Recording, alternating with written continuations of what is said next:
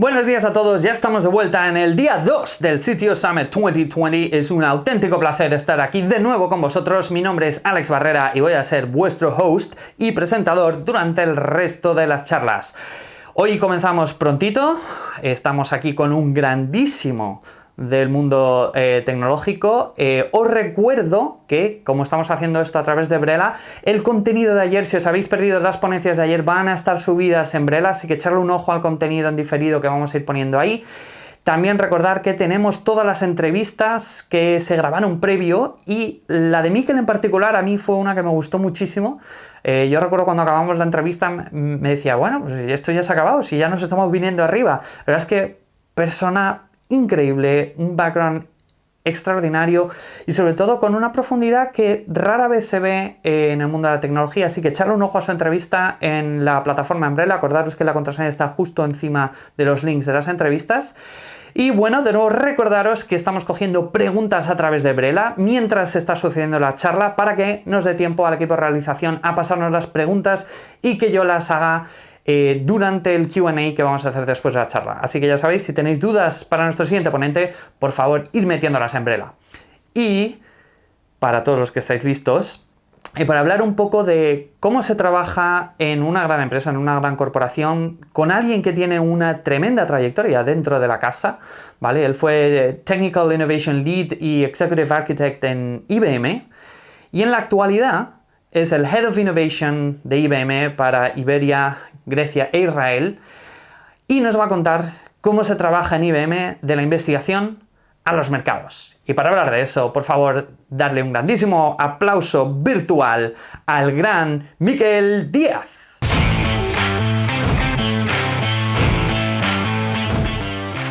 Soy Mikel Díaz, soy el responsable de innovación en IBM para mi región, que es España, Portugal, Grecia e Israel.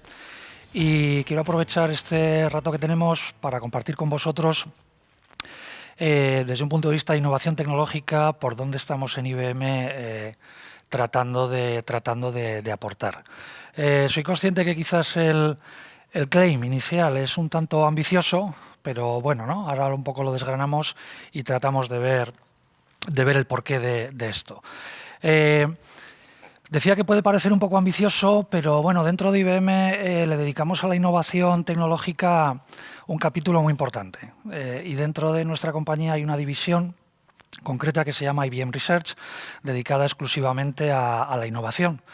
Y además, bueno, de alguna manera esa ambición que yo decía del título, pues creemos que tiene una cierta justificación, viendo que llevamos más de un siglo trabajando en esto, en tecnología y en tecnología aplicada a la sociedad y a las industrias. Y bueno, pues algunos números por lo menos, ¿no?, nos permiten tener un cierto crédito y entender de qué estamos hablando, ¿no? Tenemos a nivel investigación 19 centros a lo largo de todo el mundo, cada uno con una serie de peculiaridades. En algunos se trabajan temas de inteligencia artificial, en otros se trabajan temas de reconocimiento del lenguaje natural, en otros semiconductores, físicas, quantum, etcétera. De alguna manera también, bueno, tenemos ahí todo ese equipo de 3.000 investigadores que finalmente pues llevan a cosas como que llevamos 27 años seguidos teniendo el mayor número de patentes anuales, ¿no?, a nivel internacional, con lo cual, pues en el ámbito investigación y en el ámbito transferencia de tecnología a los mercados, al menos llevamos unos cuantos años y tenemos ya una serie de lecciones aprendidas. Es cierto que cuando hablas de IBM, pues seguramente nadie deja de conocer las tres letras, y otra cosa es que, bueno, durante este siglo de historia que llevamos nos ha tocado reinventarnos más de una vez, lo que significa que, bueno, pues el portfolio y las soluciones a las que nos dirigimos pues tienen ciertas variaciones a lo largo, ¿no?, de todo este tiempo. Aquí simplemente hay algunas de ellas. Bueno, hay algunas más conocidas, otras menos conocidas, pero como veis, desde los años 50 llevamos tratando de que la investigación y la innovación sea parte de la gasolina que utilizamos luego para hacer proyectos y poner soluciones en el mercado. Dicho esto, en IBM en los últimos años y desde IBM Research hemos tratado de definir cuál va a ser el futuro de la computación, como todo el mundo sabe, nos hemos dirigido siempre a lo que son soluciones de infraestructura, de computación, pero además de software y otro tipo de innovaciones. Y en este último año hemos tratado de representar en este gráfico, con estos tres conceptos, a qué nos queremos dirigir. Aquí hay palabras absolutamente conocidas, como es el caso de los bits. Hay algunas que quizás son menos conocidas, como es el caso de los qubits, el planteamiento de Quantum como nuevo paradigma en el paradigma de la nueva computación. Y sin duda alguna la parte de neuronas, haciendo referencia a todos los capítulos de inteligencia artificial, donde a través de redes neuronales pues estamos tratando de ver cómo, nosotros lo decimos así, complementar al ser humano, desde un punto de vista de estas capacidades de hacer inteligencia de una manera artificial basada en máquinas. Y además estamos tratando de ver cómo producimos aceleración en esto que se llama la ciencia. Desde hace un tiempo estamos un tanto preocupados porque consideramos que la ciencia como paradigma y como disciplina que debe de regir las innovaciones y sobre todo las tecnológicas ha perdido un cierto protagonismo. Y en esto estamos tratando de ver cómo descubrimos cómo acelerar estos procesos, ¿no?, de ciencia y de creación de tecnología y de innovación. Dicho esto, estamos trabajando en estas 4 grandes áreas, que son 4 grandes pilares. Si esto lo traducimos al mundo de soluciones, productos, etcétera, evidentemente es muy amplio, pero estamos conceptualizando estas 4 soluciones porque además están absolutamente interrelacionadas. El mundo del cloud, yo creo que ya a estas alturas de la película huelga hablar de ello. Cualquier industria, cualquier mercado, cualquier organización, cualquier sociedad son consumidores de servicios y de tecnología en plataformas cloud. Pero nosotros le estamos añadiendo este adjetivo de híbrido porque, bueno, en la historia se ha demostrado en la tecnología que muchas de las decisiones son pendulares. Cuando decidimos tomar un tipo de decisión tecnológica y todos los mercados y las sociedades lo adoptan, pasado un tiempo el péndulo gira en el otro sentido y en las curvas de adopción identificamos nuevos momentos en los que hay que revisar lo que habíamos visto. Y bajo ese punto de vista, bueno, pues nosotros que trabajamos evidentemente en el mundo empresarial, en el mundo B2B, vemos que hay muchas compañías que, bueno, por diferentes situaciones, el utilizar una tecnología que está exclusivamente en una nube, mercados regulatorios, condiciones de mercado, privacidad de datos, mercados distintos, pues hace necesario tener una definición distinta para que puedan seguir trabajando y aprovechando estas capacidades tecnológicas. Inteligencia artificial. Yo creo que no hay nadie que ahora mismo, en lo que lleve encima puesto o en el bolsillo, no esté utilizando nada de inteligencia artificial, con lo cual es un capítulo, luego hablaré un poco más de ello. El tema cuántico, esto es algo que está generando mucho hype, o que lleva ya generando mucho hype. Nosotros en IBM hemos tratado de hacer que esto no sea un hype solo, sino que sea algo concreto, tangible, y además, como muchos otros players en la industria, consideramos que la disciplina cuántica, o al menos la computación cuántica, está llamada a ser quizás otro de los disruptores, ¿no?, que pueden cambiar pues, el curso de la historia, del mundo, etcétera, ¿no?, como ya ha ocurrido con otras tecnologías. Y finalmente, la parte de ciencia. Bueno, me repito, esto es una llamada a que necesitamos retomar ese protagonismo que tiene la ciencia desde un punto de vista de método científico, capacidades científicas e intentar aplicar ese concepto de ingeniería a las innovaciones y a la tecnología. Así que con estos 4 pilares, si os parece, vamos a desgranarlos cada uno de ellos y voy a tratar de trasladaros en qué estamos trabajando. Como decía antes, el paradigma de la nube, de la utilización de tecnología en la nube, está absolutamente ya ha permeado y está destilado en la sociedad y en las industrias. Todo el mundo lo está utilizando, pero el ir y venir del péndulo está mostrando que, bueno, necesidades como ser más ágil y necesidades como gestionar los riesgos es algo que quizás no habíamos pensado desde un principio, pero ya la madurez del mercado y la adopción de estas tecnologías hacen que tengamos que pensar en esa línea. Os he dejado allí abajo Una referencia a Red Hat. Sabéis que el año pasado hemos adquirido Red Hat porque precisamente es el pilar con el que queremos fundamentalmente dos cosas. Una, provocar que esa posibilidad del mundo cloud híbrido, seguir teniendo tus infraestructuras de computación y tus aplicaciones de una manera cercana y controladas por ti, y además poder seguir consumiendo tecnología de forma en una nube pública, pues considerábamos que hacía falta una pieza que fuera garante de todo eso. Y por eso os hago esa reseña a Red Hat, que, bueno, por un lado está dando eso y por otro lado está dando un concepto que a mí me parece muy interesante, y es, asumiendo que el open source es algo que hay que utilizar, la diferencia está en ver cómo hacemos sostenible los proyectos basados en open source. Y en eso creemos que toda la inclusión de Red Hat en IBM pues va a aportar un valor absolutamente clave. En este sentido, hemos hecho un anuncio a mediados de este año que se llama IBM Cloud Satellite, que fundamentalmente lo que persigue es este concepto que puso Gartner hace unos meses de el cloud distribuido.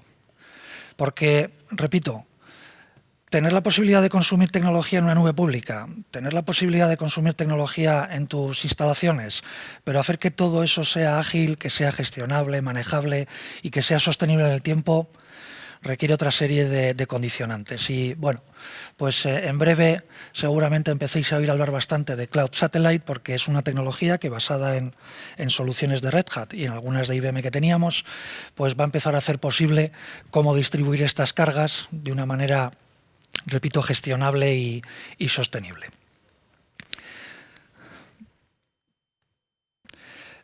Inteligencia artificial. Si recordáis, hablábamos de 4 tópicos: cloud híbrido, inteligencia artificial, quantum y ciencia.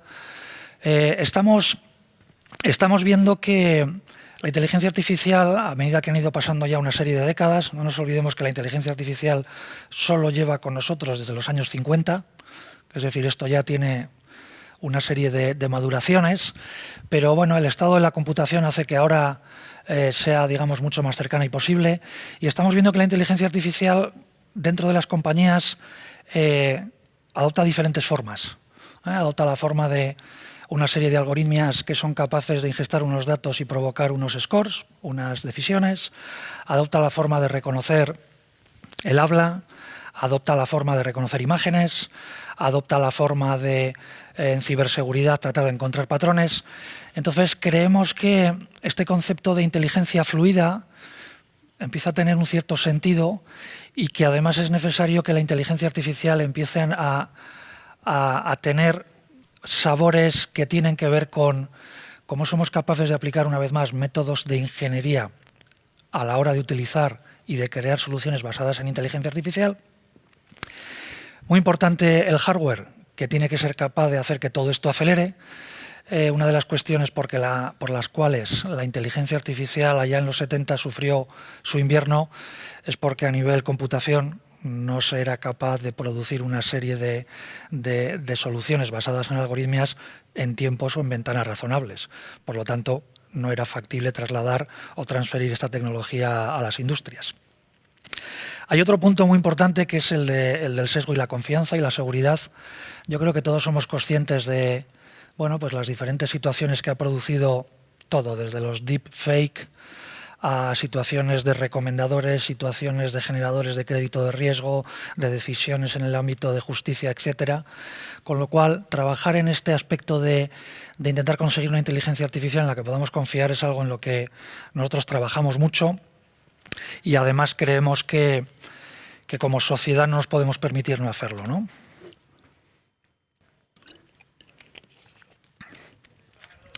Y de igual manera, algunos aspectos, si queréis, bueno, un poco más científicos o un poco más aterrizados, como es el caso, este primer gráfico arriba a la izquierda, donde habla de inteligencia artificial neurosimbólica. Sin extenderme mucho, sabéis que en la inteligencia artificial hemos tratado de aplicar conceptos muy teóricos, muy humanos, como son las neuronas, que finalmente las hemos implementado en redes neuronales, intentando hacer un símil de cómo los humanos producimos, ¿no?, procesamiento de la información. Pero también estamos aplicando otra serie de técnicas más, si queréis, psicológicas o de otros ámbitos, metiendo cuestiones simbólicas en las redes neuronales para tratar de identificar, ¿no?, diferentes puntos que hacemos ahí. Y en este caso estamos trabajando con cosas como no solo por supuesto, Machine Learning o el Deep Learning, estamos enfocándonos mucho en disciplinas como el Reinforcement Learning, el aprendizaje por refuerzo, que es muy humano, ¿no? Es aquello de niño no toques la estufa, niño no toques la estufa, pero el niño toca la estufa. Y a partir de ahí no sabemos cómo, el niño jamás vuelve a tocar la estufa porque se quemó. Y estamos tratando de ver cómo hacemos cosas de estas. Hay ejemplos y experimentos que estamos haciendo muy interesantes, como es, por ejemplo, el caso de hacer una entrega de un paquete con drones en una casa, donde evidentemente la casa es fija. Y digamos que los parámetros de contexto para que el dron sepa dónde tiene que depositar el paquete son fijos. Pero en casas donde hay un pequeño jardín y donde además hay un perro o puede haber niños jugando, no puedes lanzar un dron de forma absolutamente directa sin entender que puede haber cosas que han aparecido nuevas, ¿no? O una planta que has cambiado de sitio o algún otro obstáculo que has puesto en medio. Entonces, el aplicar reconocimiento visual con aprendizaje, digamos, por refuerzo, sabiendo que la situación cambió, pues son cosas que estamos haciendo ahí que yo creo que tienen puntos muy chulos y muy interesantes. Y llegamos al punto de Quantum, que como decía, esto es como, ¿no?, el gran tópico en el que yo creo que todos queremos estar y es lícito, y que además hay que entender por qué esto puede producir una disrupción, ¿no? Y además tenemos que tratar que la disrupción sea absolutamente contributiva para la sociedad. El claim habla más de un desarrollo, digamos, smooth, suave, sin fricciones, porque si recordáis, la cuántica dicha así como palabra sola deriva de la física o la mecánica cuántica. Es una disciplina absolutamente de ciencia, de ingeniería. Y lo que estamos planteando es ver cómo hacemos computación cuántica, es decir, aprovechar una serie de leyes físicas que están en el ámbito de la mecánica y la física cuántica para ver cómo podemos aprovecharla para el mundo de la computación. Y aquí me vais a dejar que simplemente introduzca unos pequeños conceptos al respecto de Quantum, digamos, los foundations o las bases de la cuántica, simplemente un poco por posicionarnos donde estamos y por qué esto significa un cambio de mentalidad. Os he dejado a la izquierda 3 gráficos que representan las 3 características básicas de lo que es la cuántica per se como disciplina, que son la superposición, el entrelazamiento y la interrelación. Las leyes de la física que todos los humanos conocemos, digamos que están mucho más cercanas esas leyes a lo que los humanos somos capaces de percibir. Si hablamos en términos de tiempo, pues somos capaces de percibir horas, minutos, segundos, quizás décimas. Bueno, y a partir de ahí nos estresa un poco la cosa. En términos de espacio, pues somos capaces de percibir distancias, volúmenes, áreas, pero cuando las cosas bajan a una área o a una densidad ya infinitesimal, no somos capaces de percibirlas. Y es ahí donde la cuántica trata de explicar aquello que, no estando ya tan cercano a los humanos, está cercano a la naturaleza. Y de hecho bajamos al mundo de los átomos. Las leyes de la física cuántica o la mecánica cuántica están enunciadas desde hace décadas y de alguna manera lo que estamos tratando de ver es cómo somos capaces de aprovechar esas dinámicas, esas leyes cuánticas para producir computación. Bueno, simplemente diré, y de forma absolutamente no científica, pero más divulgativa, que fundamentalmente la cuántica trata de anteponer 2 situaciones. La de los estados deterministas que conocíamos, un bit en un ordenador tiene un 0 o un 1. En un momento determinado, percibible para los humanos, tiene valor 0 o tiene valor 1. Es decir, tenemos 2 estados. Y a partir de ahí, si concatenamos bits, con la concatenación de estados, somos capaces de ver, digamos, la representación de información que hay al respecto. En el caso de la cuántica no es así. En el caso de la cuántica, digamos que un qubit, que es ese bit cuántico, puede tener el mismo estado o diferente estado en mismos momentos o momentos muy próximos. El ejemplo, digamos, típico para los profanos en esto es, tú vas a un piano y en el mismo momento puedes tocar dos teclas y suenan dos notas. En el caso de la computación clásica, un bit en un momento determinado o vale 0 o vale 1. A partir de aquí, esto produce una combinatoria exponencial que da unas posibilidades, pues como veis aquí, ¿no? Os he puesto simplemente una pequeña referencia a la equivalencia entre qubits, quantum bits o los bits que conocíamos.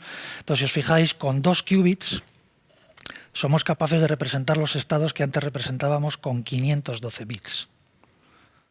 Recuerdo que muchas de las arquitecturas de computación de los portátiles que tenemos son de 8, 16 bits, 32, 64 bits.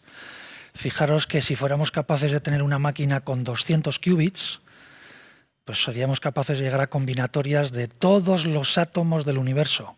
No me preguntéis cuántos átomos del universo, pero hay muchísimos miles de millones, ¿no? Las cuantías son absolutamente exponenciales. Entonces, con este planteamiento, digamos, de las bases físicas que explican la cuántica, la computación cuántica pues aporta una serie de, digamos, de ventajas que, aunque hay que decir que todavía estamos en un estado no emergente, pero sí todavía experimental. Recuerdo que una máquina cuántica, como esa que veis ahí detrás, esta máquina que veis ahí detrás es una de las máquinas que está alojada en el Barcelona Supercomputing Center, en Barcelona, y tenemos ya una flota a nivel mundial de 20 computadores cuánticos, donde ahora mismo estamos liberando computadores de 50 qubits. Recuerdo lo que os decía antes, que con 200 qubits ya es exponencial la combinatoria que somos capaces de gestionar. Tenemos ya más de 200.000 usuarios registrados haciendo cosas con todos estos computadores. Tenemos más de 300 billones de ejecuciones en IBM Quantum Cloud y más de 100 socios a nivel internacional trabajando con esto. Hay que decir también que las soluciones, las máquinas cuánticas, todavía tienen que operar en unos estados físicos muy determinados, como es cero absoluto. Esto significa que la principal necesidad que tienes es tener un refrigerador para que los conductores y las conexiones operen en unos rangos estables. Entonces, ahora mismo estamos tratando de ver cómo corregimos la estabilidad y los errores, nosotros y el resto de proveedores de este tipo de tecnología. Pero fijaros que hay ya un espacio interesante de personas, usuarios, empresas que ya están inspeccionando cómo trabajar con estas capacidades. Hace poco hemos liberado lo que nosotros entendemos que puede ser un roadmap en el área de quantum, porque cuando hablas de tecnologías exponenciales o tecnologías emergentes, pues evidentemente parece que todo está muy, muy lejos y ya sabéis cómo somos, ¿no?, en el área científica. Cuando no tienes claro cuándo algo va a ocurrir, dices, esto ocurrirá dentro de 30, 40 o 50 años, nadie se acordará dentro de 30, 40 o 50 años y tú sales del apuro, ¿no? Nosotros acabamos de publicar este roadmap que, como veis, va a 2023, es decir, estamos poniendo ya detalle cronológico concreto, y si os fijáis, en el 2019 teníamos Falcon, que era una máquina con 27 qubits. En 2020 ya tenemos máquinas con 65 qubits y estamos ya teniendo un roadmap donde vamos a ir alcanzando, pues fijaros, Condor en el 2023, donde tenemos 1121 qubits. Una máquina que es capaz de poner en marcha 1121 qubits para almacenar información. Vuelvo a recordar que las arquitecturas actuales se basan en 32, 64 qubits. Y alguien estará diciendo, bueno, genial, incrementamos números, duplicamos, triplicamos, multiplicamos por, pero ¿y cuál es la aplicabilidad de esto? Pues la aplicabilidad de esto son aquellos problemas que se llaman en ciencia intratables. Es decir, si ahora mismo tenemos la secuenciación de un genoma o de un ADN, el ser capaz de, como en un caso de COVID, tratar de ver cuál es la combinatoria de múltiples componentes de fármacos en múltiples tipos de cadenas de ADN para tratar de entender cómo un fármaco puede ayudar o no en un virus, pues evidentemente es finito. Lo que ocurre es que el finito se me quedan los brazos pequeños para definir la ventana de tiempo donde aquello va a ocurrir, con lo cual es un problema intratable en ese sentido. O aspectos, por ejemplo, de de creación de nuevos componentes. Nuevos componentes me refiero de materiales. Hace ya algún tiempo se hablaba mucho del grafeno y se está trabajando mucho en que el grafeno, en combinaciones con otras variedades del carbono, pues es capaz de producir unos elementos con unas aplicabilidades fantásticas. Claro, significa bajar a nivel molecular.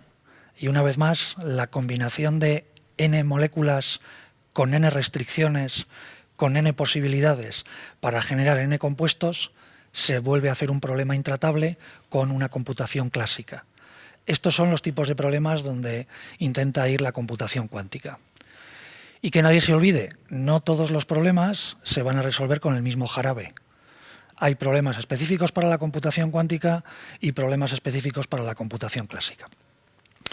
Esto es, digamos, el gran capítulo de Quantum. Una de las cosas que también hemos querido hacer es, en este interés de aplicar un método científico, pero a su vez de hacer de divulgación científica, hemos querido hacer que la cuántica sea algo accesible y sea algo lo más democrático posible. Y en este sentido, bueno, hemos ido ya generando en nuestra plataforma de cloud, hemos ido generando ya software que, como veis, pues permite manejar circuitos lógicos específicos de la cuántica. Los que ya peinan canas como yo, recordaréis que hace muchos años, cuando estudiábamos el tema de transistores y tecnologías, aplicábamos puertas lógicas. Y es más, el famoso ensamblador era un lenguaje que era capaz de trabajar con puertas lógicas, tú lo programabas y aquello hacía unas acciones que tú esperabas que ocurrieran. Es la misma filosofía en el ámbito de cuántica, pero necesitas trabajar con una serie, digamos, de leyes o de puertas cuánticas distintas. Como eso es algo que ya sabemos que lleva un tiempo de adopción y un tiempo de, digamos, de skill importante, pues hemos ido acercando esto al mundo de los desarrolladores y, de hecho, tenemos una plataforma que se llama Qiskit, donde todo el conjunto de desarrolladores en el mundo Python ya puede empezar a trabajar, a hacer algoritmias y soluciones en Python que utilizan las capacidades cuánticas. Y esto es algo, además, que estamos viendo que tiene una aceptación importante. Y no solamente es la alegría de qué bien que se utiliza, sino es que las comunidades ya pueden trabajar en los famosos notebooks con Python u otro tipo de lenguajes, y esto significa muchísima gente probando y muchísima gente, digamos, ayudando a que esto vaya evolucionando. Si seguimos, os hablaba del último apartado pilar, que era el de la ciencia, y con esto termino. Me he repetido, pero necesitamos que la ciencia vuelva a tomar un protagonismo. Y ese protagonismo necesita también, como no puede ser en la sociedad, tener unos retornos al menos identificables en un espacio de tiempo razonable. Estamos trabajando, como os decía, en nuevos compuestos, estamos trabajando en hacer soluciones de ciencia que impacten, que no simplemente sirvan a un nicho de mercado, sino que tengan una adopción o una aplicabilidad más importante. Y en este sentido, hemos publicado, como hacemos cada X años, las 5 predicciones. Esto es lo que en IBM llamamos el 5 in 5, y lo que tratamos de decir es: vamos a trabajar en 5 grandes cuestiones para que dentro de 5 años podamos tener una medida de en qué hemos podido avanzar.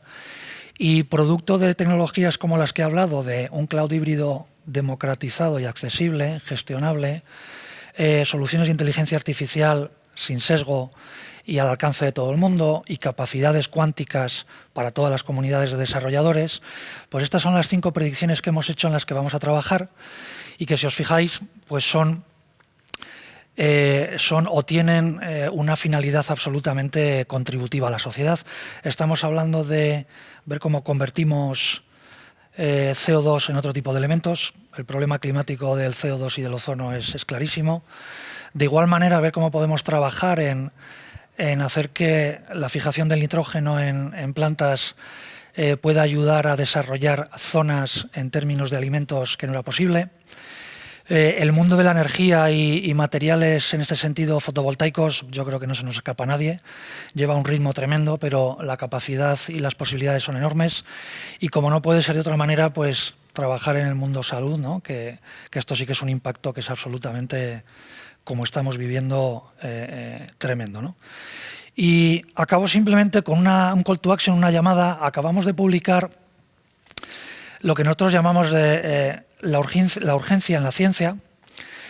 Ahí tenéis la dirección web si queréis, y estamos haciendo o tratando de hacer una sensibilización a nivel sociedad, tratando de buscar apoyo. De momento es simplemente apoyo, como en otros call to actions, en esos 6 pilares que veis: ciencia para el mundo climático, para alimentación, energía, para diversidad o ecuanimidad, educación y para health, ¿no? Estamos asumiendo y estamos asistiendo a unos episodios absolutamente inciertos y, bueno, creemos que la contribución en forma abierta tiene absolutamente sentido. Así que, dicho esto, agradeceros el interés, el tiempo y confiar en que haya transmitido alguna cosa de valor. Gracias.